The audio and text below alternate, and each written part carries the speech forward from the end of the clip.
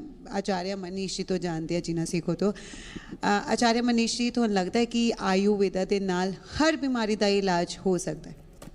ਬਿਲਕੁਲ ਜੀ, ਆਯੁਰਵੇਦ ਦੇ ਨਾਲ ਹਰ ਬਿਮਾਰੀ ਦਾ ਇਲਾਜ ਹੋ ਸਕਦਾ ਹੈ। ਮੈਂ ਨਹੀਂ ਕਹਿ ਰਿਹਾ, ਸ਼ਾਸਤਰਾਂ 'ਚ ਵਰਣਿਤ ਹੈ ਤੇ ਅੱਜ ਕੱਲ ਤਾਂ ਸਾਇੰਸ ਇਹਨੂੰ ਪ੍ਰੂਵ ਵੀ ਕਰਦੀ ਜਾ ਰਹੀ ਹੈ। ਤੁਸੀਂ ਦੇਖੋ ਜਿਹੜੇ ਵੀ ਹੁਣ ਪਿੱਛੇ ਜਿੰਨੇ ਵੀ ਨੋਬਲ ਪ੍ਰਾਈਜ਼ ਮਿਲੇ ਹੈ ਉਹ ਆਯੁਰਵੈਦਿਕ ਸਾਇੰਸ ਨੂੰ ਹੀ ਨਵੇਂ ਤਰੀਕੇ ਨਾਲ ਜਦੋਂ ਫੋਰਨ ਤੋਂ ਰਿਸਰਚ ਹੋ ਕੇ ਆ ਰਹੀ ਆ ਉਹਨੂੰ ਆਪਾਂ ਮੰਨ ਰਹੇ ਹਾਂ। ਜਿਵੇਂ ਹੁਣ ਆਪਾਂ ਗੱਲ ਕਰਦੇ ਹਾਂ 2016 ਦਾ ਨੋਬਲ ਪ੍ਰਾਈਜ਼ ਮਿਲਿਆ ਯੋਸ਼ੀਓਰੀ ਸੁਮੀ ਜੈਪਨੀਜ਼ ਸਾਇੰਟਿਸਟ ਨੂੰ ਕਿ ਇੰਟਰਮੀਡੀਏਟ ਫਾਸਟਿੰਗ ਨਾਲ ਕੈਂਸਰ ਠੀਕ ਹੁੰਦਾ ਹੈ। ਲੇਕਿਨ ਆਯੁਰਵੇਦ 'ਚ ਇਹ ਚੀਜ਼ ਤਾਂ ਹਜ਼ਾरों ਸਾਲ ਪਹਿਲਾਂ ਲਿਖੀ ਹੋਈ ਹੈ। ਸ਼ਾਂਤੀ ਅਮਾਸ਼ੋਥਾਨਾ ਸ਼ਾਂਤੀ ਲੰਘਨ ਉਚਤੇ ਲੰਘਨ ਪਰਮ ਔਸ਼ਧਮ ਕਿ ਕੋਈ ਵੀ ਵੱਡੀ ਬਿਮਾਰੀ ਹੋਵੇ ਉਪਵਾਸ ਕਰੋ, ਬੋਡੀ ਦੇ ਅੰਦਰ ਬੋਡੀ ਦੇ ਸੈਲਸ ਨੂੰ ਹੀ ਕੰਮ ਕਰਨ ਦਿਓ ਆਪਣੀ ਬਿਮਾਰੀ ਤੋਂ ਹਰਾਉਣ ਦਾ। ਤੇ ਐਸੀ ਤਰੀਕੇ ਨਾਲ ਅਸੀਂ ਅੱਜ ਕੱਲ੍ਹ ਕਿਡਨੀ ਫੇਲ, ਲੀਵਰ ਫੇਲ ਤੇ ਕੈਂਸਰ ਜਿਹੜੇ ਵੱਡੇ ਵੱਡੇ ਨਾਮ ਨੇ ਉਹਨਾਂ ਨੂੰ ਅਸੀਂ ਆਯੁਰਵੇਦ ਦੇ ਇਹੀ ਤਰੀਕਿਆਂ ਨਾਲ ਉਪਵਾਸ ਨਾਲ, ਥੈਰੇਪੀਜ਼ ਨਾਲ, ਪੰਚਕਰਮਾ ਨਾਲ, ਨੈਚੁਰੋਪੈਥੀ ਨਾਲ ਹੀ ਠੀਕ ਕਰਨ ਦੇ ਉੱਤੇ ਕੰਮ ਕਰ ਰਹੇ ਹਾਂ। ਬਿਲਕੁਲ, ਪਰ ਪੰਜਾਬ ਦੀ ਜੇ ਗੱਲ ਕੀਤੀ ਜਾਵੇ, ਪੰਜਾਬ ਦੇ ਵਿੱਚ ਮੋਟਾਪੇ ਤੋਂ ਬਹੁਤ ਲੋਕ ਪਰੇਸ਼ਾਨ ਨੇ। ਆਈ ਥਿੰਕ 50% ਤੋਂ ਜ਼ਿਆਦਾ ਲੋਕ ਜਿਹੜੇ ਨੇ ਉਹ ਮੋਟਾਪੇ ਤੋਂ ਪਰੇਸ਼ਾਨ ਨੇ। ਡਾਕਟਰ ਸਤਵਿੰਦਰ ਸਿੰਘ ਇਸ 'ਤੇ ਕੰਮ ਕਰ ਰਹੇ ਨੇ। ਕਿਸ ਤਰ੍ਹਾਂ ਇਲਾਜ ਜਿਹੜਾ ਹੈ ਉਹ ਸੰਭਵ ਹੈ? ਕਿਉਂਕਿ ਮੋਟਾਪਾ ਅਸੀਂ ਇਹ ਨਹੀਂ ਕਹਾਂਗੇ ਕਿ ਬਿਮਾਰੀ, ਇਹ ਬਿਮਾਰੀਆਂ ਦੀ ਜੜ ਹੈ। ਬਿਲਕੁਲ ਜੀ, ਮੋਟਾਪਾ ਇੱਕ ਬਿਮਾਰੀ ਨਹੀਂ, ਬਿਮਾਰੀਆਂ ਦੀ ਜੜ ਹੈਗੀ ਆ। ਮੋਟਾਪੇ ਵਾਸਤੇ ਕੋਈ ਐਦਾਂ ਦੀ ਮੈਡੀਸਨ ਨਹੀਂ ਹੈਗੀ ਵੀ ਜਿਹਨੂੰ ਅਸੀਂ ਖਾਧਾ ਤੇ ਰਾਤੋਂ ਰਾਤ ਅਸੀਂ ਪਤਲੇ ਹੋ ਜਾਈਏ। ਸਾਨੂੰ ਆਪਣੀ ਜਿਹੜੀ ਡਾਈਟ ਆ ਉਹ ਡਿਸਿਪਲਿਨ ਕਰਨੀ ਪਏਗੀ, ਬੈਲੈਂਸ ਕਰਨੀ ਪਏਗੀ। ਜਦੋਂ ਸਾਨੂੰ ਅਵੇਅਰਨੈਸ ਹੋਏਗੀ ਵੀ ਸਾਨੂੰ ਕਿੰਨਾ ਕੁ ਸਾਡੀ ਜਿਹੜੀ ਡਾਈਟ ਵਿੱਚ ਪ੍ਰੋਟੀਨ ਦੀ ਜ਼ਰੂਰਤ ਹੈਗੀ ਆ ਉਹ ਅਸੀਂ ਪ੍ਰੋਪਰ ਲਈਏ, ਕਿੰਨਾ ਸਾਨੂੰ ਫਾਈਬਰ, ਵਿਟਾਮਿਨ, ਮਿਨਰਲਸ ਦੀ ਜ਼ਰੂਰਤ ਹੈਗੀ ਆ। ਜੇ ਅਸੀਂ ਆਪਣੀ ਜੋ ਵੀ ਅਸੀਂ ਕੈਲਰੀ ਇਨਟੇਕ ਕਰਦੇ ਹੈਗੇ ਆ, ਜੇ ਸਾਨੂੰ ਉਹਦਾ ਪਤਾ ਹੋਵੇ ਵੀ ਸਾਨੂੰ ਅਕੋਰਡਿੰਗ ਟੂ ਸਾਡੀ ਜਿਹੜੀ ਹਾਈਟ, ਵੇਟ ਦੇ ਹਿਸਾਬ ਨਾਲ ਸਾਨੂੰ ਕਿੰਨੀ ਕੁ ਸਾਨੂੰ ਲੈਣੀ ਚਾਹੀਦੀ ਹੈਗੀ ਆ, ਫਿਰ ਅਸੀਂ ਪਤਲੇ ਰਹਿ ਸਕਦੇ ਹੈਗੇ ਆ। ਦੇਖੋ, ਮੋਟਾਪਾ ਘਟਾਉਣਾ ਕੋਈ ਬਹੁਤ ਔਖਾ ਕੰਮ ਨਹੀਂ ਹੈਗਾ, ਬਿਲਕੁਲ ਆਰਾਮ ਨਾਲ ਘਟਾਇਆ ਜਾ ਸਕਦਾ ਹੈਗਾ। ਇਹ ਉਦੋਂ ਹੀ ਘਟਣਾ ਹੈਗਾ ਆ ਜਦੋਂ ਅਸੀਂ ਆਪਣੇ ਆਪ ਨੂੰ ਟ੍ਰੇਨ ਕਰਾਂਗੇ। ਜਦੋਂ ਸਭ ਤੋਂ ਪਹਿਲਾਂ ਸਾਨੂੰ ਆਪਣੇ ਆਪ ਨੇ ਲੜਨਾ ਪੈਣਾ ਹੈਗਾ। ਮੋਸਟਲੀ ਕੀ ਹੁੰਦਾ ਵੀ ਲੋਕ ਸਟਾਰਟ ਕਰਦੇ ਹੈਗੇ ਆ, ਕੋਈ ਡਾਈਟਿੰਗ ਕਰਦਾ ਆ ਜਾਂ ਕੋਈ ਮੈਡੀਸਨ ਖਾਣੀ ਸ਼ੁਰੂ ਕਰਦਾ ਹੈਗਾ, ਉਹ ਪਹਿਲੇ ਐਫਰਟਸ ਦੇ ਵਿੱਚ ਹੀ ਹੱਫ ਜਾਂਦੇ ਹੈਗੇ ਆ, ਉਹਨਾਂ ਦਾ ਦਿਲ ਨਹੀਂ ਕਰਦਾ। ਸਾਨੂੰ ਆਪਣੇ ਆਪ ਨੂੰ ਜਿੰਨਾ ਚਿਰ ਅਸੀਂ ਟ੍ਰੇਨ ਨਹੀਂ ਕਰਦੇ, ਮਾਈਂਡ ਨੂੰ ਖਾਸ ਕਰਕੇ, ਉਹਨਾਂ ਚਿਰ ਅਸੀਂ ਪਤਲੇ ਨਹੀਂ ਹੋ ਸਕਦੇ। ਚਾਹੇ ਅਸੀਂ ਜੋ ਮਰਜ਼ੀ ਮੈਡੀਸਨ ਖਾ ਲਈਏ, ਸਾਡੀ ਡਾਈਟ ਨਾਲ ਡਿਸਿਪਲਿਨ ਹੋਣੀ ਹੀ ਚਾਹੀਦੀ ਹੈਗੀ ਆ। ਬਿਲਕੁਲ ਡਾਕਟਰ ਸਤਵਿੰਦਰ ਜੀ, ਬਹੁਤ ਸਾਰੀਆਂ ਅੱਜ ਕੱਲ੍ਹ ਮੈਡੀਸਿਨਸ ਆਉਂਦੀਆਂ ਨੇ, ਐਡਸ ਵੀ ਬਹੁਤ ਸਾਰੀਆਂ ਆਉਂਦੀਆਂ ਸੋਸ਼ਲ ਮੀਡੀਆ 'ਤੇ ਵੀ ਕਿ ਤੁਸੀਂ ਜੇ ਪਤਲੇ ਹੋਣਾ ਹੈ ਤੁਸੀਂ ਐਲੋਪੈਥੀ ਦਾ ਇਸਤੇਮਾਲ ਨਾ ਕਰੋ, ਆਯੁਰਵੇਦਾ ਦੀ ਜਿਹੜੀਆਂ ਡਰੱਗਸ ਨੇ, ਮੈਡੀਸਿਨਸ ਨੇ, ਉਸ ਦਾ ਇਸਤੇਮਾਲ ਕਰੋ। ਕਿਸ ਤਰ੍ਹਾਂ ਲੋਕ ਜਿਹੜੇ ਆ ਉਹ ਸਿਲੈਕਟ ਕਰਨ ਕਿ ਇਹ ਵਾਲੀ ਮੈਡੀਸਿਨ ਸਾਡੇ ਲਈ ਸਹੀ ਹੈ? ਕਿਉਂਕਿ ਬਹੁਤ ਸਾਰੇ ਆਪਸ਼ਨਸ ਹੈ ਅੱਜ ਕੱਲ੍ਹ ਮਾਰਕੀਟ ਦੇ ਵਿੱਚ। ਬਿਲਕੁਲ ਜੀ, ਕੋਈ ਵੀ ਤੁਸੀਂ ਸੋਸ਼ਲ ਮੀਡੀਆ ਦੇਖ ਲਓ, ਡਿਜੀਟਲ ਮਾਰਕੀਟਿੰਗ ਦੇਖ ਲਓ, ਅਖਬਾਰਾਂ ਦੇਖ ਲਓ, ਟੀਵੀ ਦੇਖ ਲਓ, ਹਰ ਤਰ੍ਹਾਂ ਤੁਹਾਨੂੰ ਮਿਲੇਗਾ ਨਾ ਇਸ ਤਰ੍ਹਾਂ ਮੋਟਾਪੇ ਨੂੰ ਘਟਾਉਣ ਵਾਸਤੇ। ਦੇਖੋ, ਮੋਟਾਪਾ ਜਿਹੜਾ ਘਟਾਉਣਾ ਹੈਗਾ ਨਾ, ਇਹ ਪਹਿਲਾਂ ਤਾਂ ਆਪਣੇ ਬੰਦੇ ਨੂੰ ਨਾ ਦਿਮਾਗ ਵਿੱਚ ਰੱਖਣਾ ਪਊਗਾ ਮੈਂ ਘਟਾਉਣਾ ਹੈਗਾ। ਜਿਹੜਾ ਆਯੁਰਵੇਦ ਹੈਗਾ ਨਾ, ਇਹਦੇ ਵਿੱਚ ਕਾਫੀ ਇੱਦਾਂ ਦੀਆਂ ਬਹੁਤ ਯੂਨੀਕ ਚੀਜ਼ਾਂ ਹੈਗੀਆਂ ਜਿਹਦੇ ਨਾਲ ਅਸੀਂ ਘਟਾ ਸਕਦੇ ਹੈਗੇ ਆ। ਸਾਡੇ ਜਿਸ ਤਰ੍ਹਾਂ ਰੋਗਿਆ ਵਰਤਨੀ ਬੱਟੀ ਹੈਗੀ ਆ, ਉਹਦੇ ਨਾਲ ਸਾਡਾ ਜਿਹੜਾ ਲੀਵਰ ਹੈਗਾ ਸਟੀਮੂਲੇਟ ਹੁੰਦਾ ਹੈਗਾ। ਜਦੋਂ ਸਾਡਾ ਲੀਵਰ ਪ੍ਰੋਪਰ ਫੰਕਸ਼ਨ ਕਰਦਾ ਹੈਗਾ ਤੇ ਬਿਲਕੁਲ ਸਾਡਾ ਜਿਹੜਾ ਡਾਈਜੈਸਟਿਵ ਸਿਸਟਮ ਜਿਹੜਾ ਹੈਗਾ ਉਹ ਕਿਉਰ ਹੋਊਗਾ, ਠੀਕ ਹੋਊਗਾ ਤੇ ਸਾਡਾ ਮੈਟਾਬੋਲਿਕ ਰੇਟ ਜ਼ਿਆਦਾ ਵੱਧ ਜਾਏਗਾ। ਉਹਦੇ ਨਾਲ ਅਸੀਂ ਪਤਲੇ ਹੋਣਾ ਸ਼ੁਰੂ ਹੋ ਜਾਵਾਂਗੇ। ਇਹ ਹੈਗਾ ਵੀ ਜਿੱਦਾਂ ਕਈਆਂ ਨੂੰ ਪਤਾ ਨਹੀਂ ਹੈਗਾ ਵੀ ਮੰਨ ਲਓ ਤੁਹਾਡੀ ਹਾਈਟ ਹੈਗੀ ਆ 5 ਫੁੱਟ 4 ਇੰਚ, ਤੁਹਾਡਾ ਜਿਹੜਾ 60 ਕਿਲੋ ਭਾਰ ਹੋਣਾ ਚਾਹੀਦਾ ਹੈਗਾ। ਜੇ ਤੁਹਾਡਾ 60 ਕਿਲੋ ਭਾਰ ਆ ਤਾਂ ਤੁਹਾਨੂੰ 60 ਗ੍ਰਾਮ ਡੇਲੀ ਪ੍ਰੋਟੀਨ ਖਾਣਾ ਪੈਣਾ ਹੈਗਾ। ਸਾਡੀ ਡਾਈਟ ਵਿੱਚ ਪ੍ਰੋਟੀਨ ਨਹੀਂ ਹੈਗਾ। ਜਦੋਂ ਅਸੀਂ ਪ੍ਰੋਟੀਨ ਘੱਟ ਖਾਂਦੇ ਹੈਗੇ ਆ ਤੇ ਸਾਡੇ ਅੰਦਰ ਜਿਹੜੀ ਕੈਲਰੀ ਜ਼ਿਆਦਾ ਵੱਧ ਜਾਂਦੀ ਹੈਗੀ, ਇਸ ਕਰਕੇ ਸਾਨੂੰ ਮੋਟਾਪਾ ਆਉਂਦਾ ਹੈਗਾ। ਜੇ ਅਸੀਂ ਅਕੋਰਡਿੰਗ ਟੂ ਹਾਈਟ ਆਪਣਾ, ਅਕੋਰਡਿੰਗ ਟੂ ਵੇਟ ਆਪਣਾ ਪ੍ਰੋਟੀਨ ਖਾਂਦੇ ਆ ਤੇ ਅਸੀਂ ਸਲਿਮ ਵੀ ਰਹਿ ਸਕਦੇ ਆ। ਜਿਹੜਾ ਪ੍ਰੋਟੀਨ ਹੈਗਾ ਨਾ, ਇਹ ਸਾਡਾ ਜਿਹੜਾ ਵੇਟ ਨੂੰ ਮੈਨੇਜਮੈਂਟ ਵਿੱਚ ਕੰਮ ਕਰਦਾ ਹੈਗਾ। ਬਹੁਤ ਸਾਡੇ ਪੰਜਾਬ ਵਿੱਚ ਖਾਸ ਕਰਕੇ ਤੁਸੀਂ ਦੇਖ ਲਓ ਹਰ ਕੋਈ ਮਸਕੂਲਰ ਹੈਗਾ ਆ, ਉਹਨਾਂ ਦੀ ਸਾਡੀ ਜਿਹੜੀ ਡਾਈਟ ਦੇ ਵਿੱਚ ਪ੍ਰੋਟੀਨ ਦੀ ਵੀ ਘਾਟ ਹੈਗੀ, ਇਸ ਕਰਕੇ ਵੀ ਜਿਹੜੇ ਬੰਦੇ ਮੋਟੇ ਹੋ ਰਹੇ ਨੇ। ਬਿਲਕੁਲ। ਡਾਕਟਰ ਈਵੀ ਅਗਰਵਾਲ ਨੇ, ਮੋਟਾਪੇ ਤੋਂ ਤਾਂ ਪੰਜਾਬ ਦੇ ਲੋਕ ਜਿਹੜੇ ਨੇ ਪਰੇਸ਼ਾਨ ਹੀ ਨੇ, ਪਰ ਡਾਇਬਟੀਜ਼ ਤੇ ਬਲੱਡ ਪ੍ਰੈਸ਼ਰ ਨੂੰ ਅਸੀਂ ਇਗਨੋਰ ਨਹੀਂ ਕਰ ਸਕਦੇ, ਹਾਈਪਰਟੈਂਸ਼ਨ, ਇਹ ਸਭ ਦਾ ਇਲਾਜ आयुर्वेदा ਦੇ ਨਾਲ पॉसिबल है? जो ये डायबिटीज़ है, हाइपरटेंशन है, कोलेस्ट्रॉल है, हम इनको बीमारी ही नहीं मानते। Simply these are the lifestyle disorders. हमारे लाइफस्टाइल से ये जुड़ी हुई चीज़ें हैं। तो हमने एक कंसेप्ट निकाला है, take food as a medicine. Medicine की ज़रूरत ही ना पड़े, क्योंकि आयुर्वेदा से जो मेडिसिन बनती है वो भी नेचर से आई है। होम्योपैथी से जो मेडिसिन डेवलप हो रही है वो भी नेचर से आई है। तो अगर हमने फूड को ही एज ए मेडिसिन हम यूज करें तो शायद हमें मेडिसिन की ज़रूरत ना पड़े। और हम ये लाइफस्टाइल डिसऑर्डर्स जैसे डायबिटीज़ है, कितनी हज़ारों करोड़ की मेडिसिन जाती है लेकिन आज तक कोई पर्सन ठीक हुआ हो। हमने कंसेप्ट जो फूड का निकाला है उसमें हम पेंक्रियाज के सेल का रिवर्सल, हमारे पास चंडीगढ़ में पिछले 5 सालों से करीब 300 पेशेंट का डाटा है जिनका पेंक्रियाज का रिवर्सल हुआ है। पेंक्रियाज दोबारा इंसुलिन बनाता है तो आपका जो है डायबिटिक लेवल ऑटोमेटिक नॉर्मल आ जाता है। और हम इसको फूड से ही मैक्सिमम कोशिश करते हैं कि फूड को ही एज ए मेडिसिन आप लीजिए। अब उसमें प्रॉब्लम कहाँ आती है? आयुर्वेद के हिसाब से हमारे बॉडी में 3 प्रकार के दोष रहते हैं, वात, पित्त एंड कफ। इनका बैलेंस होना, वात, पित्त और कफ को बैलेंस करने के बाद जो हमारे दोष है, हम जिस 3 प्रकृति के लोग हमारे को मिलते हैं वो उसको कौन सा फूड उसको सूट करता है, कौन सा नहीं करता है। एक तो इसके ऊपर हम काम करते हैं। जिस प्रकृति का जो आदमी है उसको जो जिस तरह का फूड नहीं देना है वो उसको बंद किया जाता है। नंबर 2 हमने जो शुरू किया है, सेकंड, हमने सारा ही पैक्ड फूड हटाया हुआ है। हमारे बॉडी को, जो हमारे बॉडी के जितने भी सेल हैं, हमारे बॉडी की जो जब हम फिजियोलॉजी के ऊपर जाते हैं तो आयुर्वेद में कहा गया है रस, रक्त, मांस, मेद, अस्थि, मज्जा एंड शुगर, ये हमारे बॉडी डेवलपमेंट होती है। रस जो बनता है वो कहाँ से आता है? फूड इनटेक बायस, जो हम खाना खाते हैं उसी से ही रस की फॉर्मेशन होती है। तो 90% हम क्या करते हैं, हम विरुद्ध आहार को लेते हैं। विरुद्ध आहार के लिए क्या होता है? विरुद्ध आहार का जो इनकम्पैटिबल फूड है, जो एक दूसरे के साथ चीज़ें नहीं चलनी चाहिए, वो हम किस में करते हैं? जान के नहीं करते, अनजाने में करते हैं। बिल्कुल, कोई भी सोचता नहीं है खान तो पहला कि हमें पता ही नहीं इसके बारे में खा सकते हैं या नहीं खा सकते। राइट, तो फूड मतलब बहुत इम्पोर्टेंट पार्ट है लाइफस्टाइल। हमने जो कंसेप्ट निकाला है, देखो सब चीज़ की अपनी इंपॉर्टेंस है, एलोपैथी की अपनी इंपॉर्टेंस है, आयुर्वेदा की, मैं खुद MD आयुर्वेदा हूँ, PhD कर रहा हूँ डायबिटीज़ के ऊपर, तो सबकी अपनी इंपॉर्टेंस है। लेकिन हमने ये देखा है कि हमारे डाइट के, हमारे बॉडी के जितने भी ऑर्गन्स है, उनका जो सेल है, उनका जो डाइट है उसका नाम है नाइट्रिक ऑक्साइड। और वो नाइट्रिक ऑक्साइड आपको मैक्सिमम रॉ फूड के अंदर मिलेगा। जब भी हम किसी फूड को प्रोसेस में लेके जाते हैं, एक मैक्सिमम टेम्परेचर, आज की डेट में LDL कहाँ से बन रहा है? सबसे ज़्यादा जो LDL आ रहा है हमारा, वो जो प्रेशर कुकर के हमारा खाना बनता है और हम एक तेल के अंदर प्याज भी डालते हैं, लहसुन भी डाल रहे हैं, टमाटर भी डाल रहे हैं, और उसके बाद उसको 125 डिग्री से ऊपर जाके जब हम उसको लेके जाते हैं तो वो टोटली आपका फूड डिस्ट्रॉयड फूड कहलाता है, वो डेड फूड है।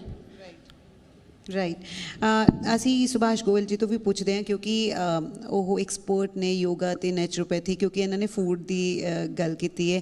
ਬਟ ਸਭ ਤੋਂ ਪਹਿਲਾਂ ਇਹ ਜਾਣਨਾ ਬਹੁਤ ਇੰਪੋਰਟੈਂਟ ਹੈ, ਆਯੁਰਵੇਦਾ ਤੇ ਨੈਚੁਰੋਪੈਥੀ ਦੇ ਵਿੱਚ ਕੀ ਡਿਫਰੈਂਸ ਹੈ? ਬਿਲਕੁਲ, ਸਭ ਤੋਂ ਪਹਿਲਾਂ ਤਾਂ ਮੈਂ ਜੀ ਦੀ ਪੂਰੀ ਟੀਮ ਨੂੰ, ਪੰਜਾਬ ਦੀ ਪੂਰੀ ਟੀਮ ਨੂੰ ਆਪਣੇ ਵੱਲੋਂ ਬਹੁਤ-ਬਹੁਤ ਵਧਾਈ ਦਿੰਦਾ ਅੱਜ ਦੇ ਪ੍ਰੋਗਰਾਮ ਦੀ, ਔਰ ਥੈਂਕਸ ਬੋਲਦਾ ਕਿ ਸਾਨੂੰ ਮੌਕਾ ਦਿੱਤਾ ਆਪਣੀ ਗੱਲ ਕਰਨ ਦਾ, ਆਪਣੀ ਗੱਲ ਤੁਹਾਡੇ ਨਾਲ ਰੱਖਣ ਦਾ। ਕਿਉਂਕਿ ਜਦੋਂ ਸ੍ਰਿਸ਼ਟੀ ਰਚੀ ਸੀ ਉਦੋਂ ਸ਼ੁਰੂਆਤ ਨੈਚੁਰੋਪੈਥੀ ਤੋਂ ਹੋਈ ਸੀ। ਸਭ ਤੋਂ ਪਹਿਲਾਂ ਜਦੋਂ ਮੈਂ ਨੈਚੁਰੋਪੈਥੀ ਦਾ ਵਾਈਵਾ ਦਿੱਤਾ ਸੀ ਤਾਂ ਮੈਨੂੰ ਪਹਿਲਾ ਕੁਐਸਚਨ ਇਹ ਕੀਤਾ ਗਿਆ ਸੀ ਕਿ ਅਗਰ ਜੰਗਲ ਦੇ ਵਿੱਚ ਕੋਈ ਇਨਸਾਨ ਹੈ, ਉਹਦਾ BP ਅਪ ਹੋ ਗਿਆ, ਕੋਈ ਡਾਕਟਰ ਨਹੀਂ, ਕੋਈ ਹਸਪੀਟਲ ਨਹੀਂ, ਕੋਈ ਵੈਦ ਨਹੀਂ, ਤਾਂ ਉਹਦਾ ਕੀ ਇਲਾਜ ਹੋ ਸਕਦਾ ਉੱਥੇ? ਤਾਂ ਉਹਨੂੰ ਕਿੱਦਾਂ ਤੁਸੀਂ ਉਹਦਾ BP ਸੈੱਟ ਕਰ ਸਕਦੇ ਹੋ without medicine, without doctor, without any consultant? ਤਾਂ ਉਹਦਾ ਇੱਕ ਜਵਾਬ ਜਿਹੜਾ ਸੀਗਾ ਨੈਚੁਰੋਪੈਥੀ ਦੇ ਵਿੱਚ ਬਹੁਤ ਵਧੀਆ ਦਿੱਤਾ ਗਿਆ ਕਿ ਉਹਨੂੰ ਅਨੁਲੋਮ ਵਿਲੋਮ ਜਿਹੜਾ ਹੈਗਾ ਉਸ ਟਾਈਮ ਕਰਵਾਇਆ ਜਾਏ। ਇਹਦਾ ਇੱਕ ਬਹੁਤ ਗੁੱਡ ਮੈਥਡ ਹੈ, ਹਰ ਇੱਕ ਇਨਸਾਨ ਕਰਨਾ ਚਾਹੁੰਦਾ ਹੈ ਲੇਕਿਨ ਉਹਨੂੰ ਕਰਨਾ ਨਹੀਂ ਆਉਂਦਾ। ਮੈਂ ਅੱਜ ਇਸ ਮੰਚ ਦੇ ਮਾਧਿਅਮ ਤੋਂ ਇੱਕ ਗੱਲ ਜ਼ਰੂਰ ਕਹੂੰਗਾ ਕਿ ਤੁਸੀਂ ਕਿਸੇ ਵੀ ਗੁਰੂ ਦੀ ਗੱਲ, ਗੁਰੂ ਨੂੰ ਮੰਨਦੇ ਹੋ, ਗੁਰੂ ਦੀ ਗੱਲ ਨਹੀਂ ਮੰਨਦੇ, ਪਰ ਗੂਗਲ ਗੁਰੂ ਦੀ ਗੱਲ ਬਹੁਤ ਜਲਦੀ ਮੰਨਦੇ ਆ। ਕੁਝ ਵੀ ਗੂਗਲ ਗੁਰੂ ਕਹਿੰਦਾ ਉਹਨੂੰ ਮੰਨ ਲੈਂਦੇ ਆ ਵੀ ਇਹਨੇ ਗੂਗਲ ਗੁਰੂ ਨੇ ਕਹਿ ਦਿੱਤਾ ਨਾ ਕਿ ਸਵੇਰੇ ਉੱਠ ਕੇ ਚਨੇ ਖਾਣੇ ਆ, ਤੇ ਇਹ ਨਹੀਂ ਪੁੱਛਣਾ ਫਿਰ ਕਿੱਦਾਂ ਖਾਣੇ ਆ ਅਤੇ ਕਿੰਨੀ ਦੇਰ ਖਾਣੇ ਆ ਅਤੇ ਕਿੰਨੇ ਖਾਣੇ ਆ, ਅਤੇ ਖਾਈ ਜਾਣੇ ਆ। ਜੋੜਾਂ 'ਚ ਜਦੋਂ ਦਰਦ ਹੁੰਦਾ ਫਿਰ ਡਾਕਟਰ ਕੋਲ ਜਾ ਕੇ ਰੋਈ ਜਾਣਾ। ਤਾਂ ਇਹਨੂੰ ਖਾਣ ਦਾ ਵੀ ਇੱਕ ਸਿਸਟਮ ਹੈ। ਤਾਂ ਸਭ ਤੋਂ ਵੱਡੀ ਚੀਜ਼ ਹੈ ਕਿ ਜਿਹੜੇ ਲੋਕ ਨੈਚੁਰੋਪੈਥੀ ਦੇ ਨਾਲ ਜੁੜਨਾ ਚਾਹੁੰਦੇ ਆ, ਨੈਚੁਰੋਪੈਥੀ ਟਰੀਟਮੈਂਟ ਲੈਣਾ ਚਾਹੁੰਦੇ ਆ, ਉਹਨਾਂ ਨੂੰ ਮੈਂ ਇੱਕ ਗੱਲ ਜ਼ਰੂਰ ਕਹੂੰਗਾ ਕਿ ਆਯੁਰਵੇਦ ਜਿਹੜਾ ਹੈਗਾ, ਤੁਸੀਂ ਜਿਹੜੀ ਗੱਲ ਪੁੱਛੀ ਹੈ ਕਿ ਡਿਫਰੈਂਸ ਕੀ ਆ, ਆਯੁਰਵੇਦ ਜਿਹੜਾ ਹੈਗਾ ਉਹ ਸਾਡੇ ਆਸ-ਪਾਸ ਹੈ, ਸਾਡੇ ਬਿਲਕੁਲ ਕਲੋਜ਼ ਹੈ। ਮਤਲਬ ਜੇ ਤੁਸੀਂ ਸੱਚ ਪੁੱਛੋ ਤਾਂ ਜਿਹੜੀ ਸਾਡੇ ਘਾਹ ਲੱਗੀ ਹੋਈ ਹੈ ਉਹਨੂੰ ਖਾ ਕੇ ਵੀ ਇੱਕ ਮਤਲਬ ਕਿ ਜਿਹੜਾ ਐਨੀਮਲ ਹੈ, ਡੌਗੀ ਹੈ, ਉਹ ਆਪਣਾ ਟ੍ਰੀਟਮੈਂਟ ਕਰ ਲੈਂਦਾ ਹੈ। ਤੁਸੀਂ ਅਕਸਰ ਦੇਖਿਆ ਹੋਊਗਾ। ਤਾਂ ਉਹ ਜਿਹੜੀ ਘਾਸ ਹੈਗੀ ਆ ਬਹੁਤ ਫਾਇਦੇਮੰਦ ਹੈ। ਔਰ ਸਭ ਤੋਂ ਆਪਾਂ ਉਹਨੂੰ ਕਹਿੰਦੇ ਹਾਂ ਕੀ ਘਾਹ ਫੂਸ ਖਾਈ ਜਾਂਦਾ ਹੈ, ਉਹ ਘਾਹ ਫੂਸ ਹੀ ਸਭ ਤੋਂ ਬੈਟਰ ਹੈ। ਲੇਕਿਨ ਜਿਹੜੇ ਲੋਕੀ ਹੁਣ ਕਈ ਚੀਜ਼ਾਂ ਨਿੰਬੂ ਕਹਿ ਦਿੰਦੇ ਆ, ਲੈਣ ਦਾ ਤਰੀਕਾ ਕਿਹਨੂੰ ਹੈਗਾ? ਨਿੰਬੂ ਖਾਣ ਦਾ ਇੱਕੋ ਹੀ ਤਰੀਕਾ, ਜਦੋਂ ਤੁਸੀਂ ਖਾਣਾ ਖਾਂਦੇ ਹੋ, ਮੈਂ ਕਹਿੰਦਾ ਕੁਛ ਵੀ ਖਾਓ, ਅਸੀਂ ਡਿਨਾਈ ਨਹੀਂ ਕਰ ਸਕਦੇ, ਜਦੋਂ ਮਾਰਕੀਟ 'ਚ ਰਹਿੰਦੇ ਹਾਂ, ਦੁਨੀਆ 'ਚ ਰਹਿੰਦੇ ਹਾਂ, ਖਾਣਾ ਪੈਂਦਾ ਹੈ। ਪਰ ਹਰ ਡਾਈਟ ਤੋਂ ਬਾਅਦ ਅਗਰ ਇੱਕ ਨਿੰਬੂ, ਪ੍ਰੋਪਰ ਇੱਕ ਨਿੰਬੂ ਦਾ ਰਸ, ਉਹ ਰਸ ਪ੍ਰੋਪਰ ਚਮਚ ਦੇ ਵਿੱਚ ਲੈ ਕੇ ਉਹਨੂੰ ਪੀਣਾ, ਨਾ ਕਿ ਉਹਨੂੰ ਗਲਾਸ ਦੇ ਵਿੱਚ ਪਾਓ, ਉਹਦੀ ਸਕੰਜਵੀ ਬਣਾਓ ਅਤੇ ਉਹਦੀ ਮੱਤ ਮਾਰੀ ਜਾਂਦੀ ਹੈ, ਉਹਦੇ ਵਿੱਚ ਜਿੰਨੇ ਮਿਨਰਲਸ ਹੁੰਦੇ ਆ ਉਹ ਸਾਰੇ ਖਤਮ ਹੋ ਜਾਂਦੇ ਆ। ਤਾਂ ਨੈਚੁਰੋਪੈਥੀ ਦੇ ਵਿੱਚ ਸਭ ਤੋਂ ਵੱਡੀ ਗੱਲ ਇਹੀ ਹੈ ਕਿ ਜਿਹੜੀ ਤੁਹਾਡੀ ਡਾਈਟ ਆ ਉਹ ਤੁਹਾਡੀ ਸਵੇਰ ਤੋਂ ਰਾਤ ਤੱਕ, ਅਗਰ ਮੈਨੂੰ ਅੱਜ ਚੈਨਲ ਇਜਾਜ਼ਤ ਦਊਗਾ ਤਾਂ ਮੈਂ 4-5 ਮਿੰਟ ਦੇ ਵਿੱਚ ਉਹਨੂੰ ਕੰਪਲੀਟ ਕਰ ਦਾਂਗਾ। ਸਵੇਰੇ ਉੱਠਣ ਤੋਂ ਲੈ ਕੇ ਰਾਤੀ ਸੌਣ ਤੱਕ ਕੀ ਕਰਨਾ ਚਾਹੀਦਾ, ਅੱਗੇ ਮਰਜ਼ੀ ਕਰਨ ਵਾਲਿਆਂ ਦੀ ਕੀ ਕਰਨਾ, ਅਤੇ ਕਈ ਲੋਕ ਉਹਨੂੰ ਫੋਲੋ ਕਰਦੇ ਆ। ਪਰ ਇੱਕ ਗੱਲ ਦਿਮਾਗ ਦੇ ਵਿੱਚ ਪਾ ਕੇ ਰੱਖੋ ਕਿ ਜਦੋਂ ਤੁਸੀਂ ਕਹਿੰਦੇ ਹੋ ਕਿਸੇ ਤਰ੍ਹਾਂ ਦੀ ਸਟ੍ਰੈਸ ਹੈ, ਵਜ਼ਨ ਵੱਧ ਰਿਹਾ, ਹੋਰ ਬਹੁਤ ਸਾਰੀਆਂ ਟੈਨਸ਼ਨਾਂ ਨੇ, ਤਾਂ एक चीज़ का ध्यान रखो कि अगर मन का बोझ बढ़े, किसी विद्वान ने कहा है कि अगर मन का बोझ बढ़े तो ध्यान करें, अगर तन का बोझ बढ़े तो व्यायाम करें, अगर धन का बोझ बढ़े तो दान करें। मतलब ये जो चीज़ें हैं, 3 चीज़ों का अगर आदमी अपना ले तो बीमार ही नहीं होता। और दूसरी बात, सुबह उठ करके अगर मुझे आप अभी इजाज़त दो या दोबारा अगर करना चाहो तो मैं दिनचर्या ज़रूर बताना चाहूँगा।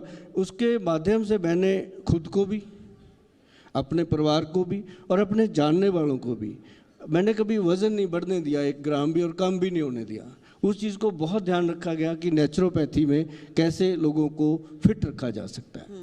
बिल्कुल सुभाष जी, तुसी मैं कहूँगी तुसी हुणे 2-3 मिनट लेके चंगी तरह दस दो, क्योंकि बहुत सारे अजिहे लोग होणगे जिहड़े जानना चाहुंदे होणगे कि साडा रूटीन जिहड़ा है वो किस तरह होना चाहिए ते की सानू खाना पीना चाहिए, नैचुरोपैथी किस तरह हैल्प उन्हां नू कर सकदी?